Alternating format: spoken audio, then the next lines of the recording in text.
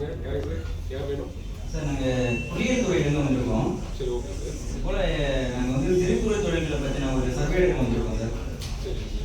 அதனால் வந்து நாங்கள் ஒரு ஊரில் வந்து ஒவ்வொரு ஃபேமிலியாக நாங்கள் எடுத்துகிட்டு இருக்கோம். பொறியியல் துறைனா புரியல சார், எதுக்காக சார்? இது வந்து மத்திய பொறியியல் துறைன்னு சொல்லுவாங்க.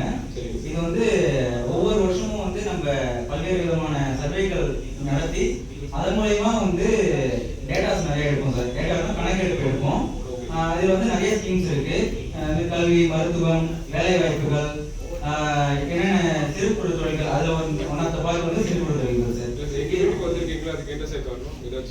இல்லை சார், நாங்கள் வந்து இப்போ எங்களுக்கு பொறியியல் துறையில் வந்து சாம்பிள் சர்வேன்னு சொல்லி கொடுப்பாங்க சார். அது சாம்பிள் சர்வேனா வந்து ஆல் ஓவர் இந்தியா நம்ம நாட்டில் எடுக்கும்போது எல்லா ஆல் ஓவர் கண்ட்ரியில் கவர் பண்ண முடியாது. அதனால வந்து சாம்பிள் சர்வேன்னு சொல்லுவாங்க. ஒரு ஏரியாவில் வந்து அது விகாச அடிப்படையில் அவங்க வந்து சாம்பிள் செலக்ட் பண்ணி கொடுப்பாங்க சார். எங்களுக்கு சாம்பிள்ஸ்னா ஒரு வில்லேஜாகவும் இருக்கும், அர்பனாகவும் இருக்கும். நாங்கள் வந்து இருக்கிற வில்லேஜை பொறுத்த வரைக்கும் எங்களுக்கு இந்த வில்லேஜ் செலக்ட் ஆகிருக்கு. இந்த வில்லேஜில் வந்து நாங்கள் ஆல் ஓவர் வில்லேஜ் வந்து நாங்கள் ஒரு விகாச அடிப்படையில் எடுத்துகிட்டு இருக்கோம். இப்போ நாங்கள் வந்து வீடுகளையும் கவர் பண்ணுவோம், கடைகள், சிறு தொழில்கள் இடங்களையும் கவர் பண்ணுவோம் சார். அதன் அடிப்படையில் நாங்கள் வந்திருக்கோம். இப்போ உங்கள் வீடு வரையா ஒரு இந்த மாடலை எடுத்துகிட்டு வந்துட்டு இருக்கோம். இப்போ உங்கள் வீட்டில் வந்திருக்கோம். இப்போ உங்கள் வீட்டை பொறுத்த வரைக்கும் நீங்கள் குடும்பத்தில் இருக்கிற தலைவர் பேர், குடும்ப தலைவர் பேர் எங்ககிட்ட நாங்கள் எழுத வேண்டியிருக்கோம். அதுக்கான உங்களுக்கு நீங்கள் ஏதாவது சிறு தொழில்கள் நீங்கள் ஈடுபட்டீங்கன்னா அந்த தொழில்கள் என்ன நிலையில் இருக்குது, உங்களுடைய தொழிலுடைய வளர்ச்சிக்கு என்னெல்லாம் செய்ய முடியுன்றதை நாங்கள் இப்போ கணக்கு பேசிக்கான சர்வே எடுக்கிறோம் சார். அதனால் குடும்பத்தில் இருக்கிறவங்க யாராவது சிறு தொழில்களில் ஈடுபடுறாங்களா, அது டீட்டெயில்ஸ் கொஞ்சம் கேட்கணும் சார். நாங்கள் வீட்டில் ஒரு 4 பேர் இருக்கோம் சார். Okay sir.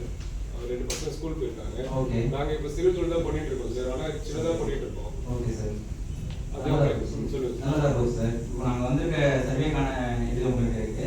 என்ன மாதிரியான தொழில்கள் செய்கிறீங்க சார்? நாங்கள் என்ன சார் இப்போ துணியை வாங்கி வித்துட்டு இருக்கோம் சார். Okay okay okay. சின்ன வண்டியில் தான் வாங்கி வித்துட்டு இருக்கோம்.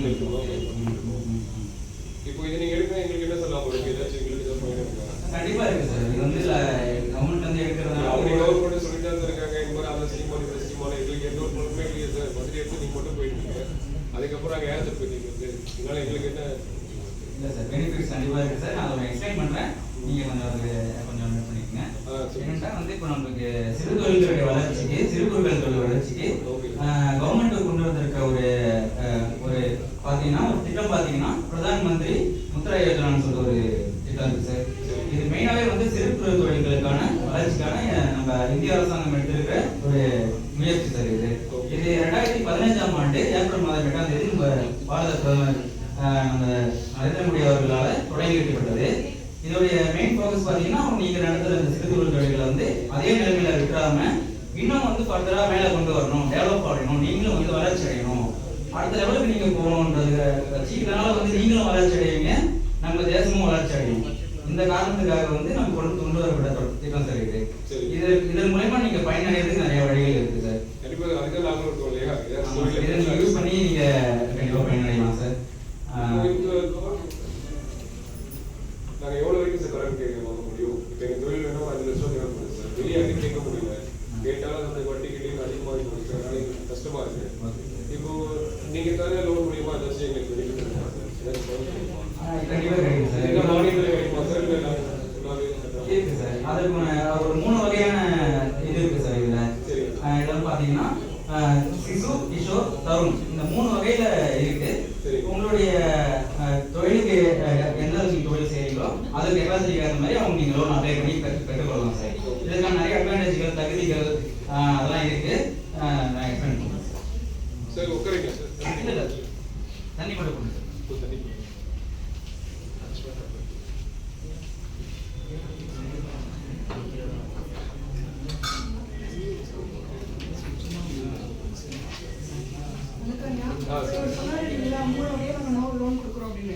சிசு லோன் வந்து இப்போ வந்து 50,000 வரைக்கும் தராங்க.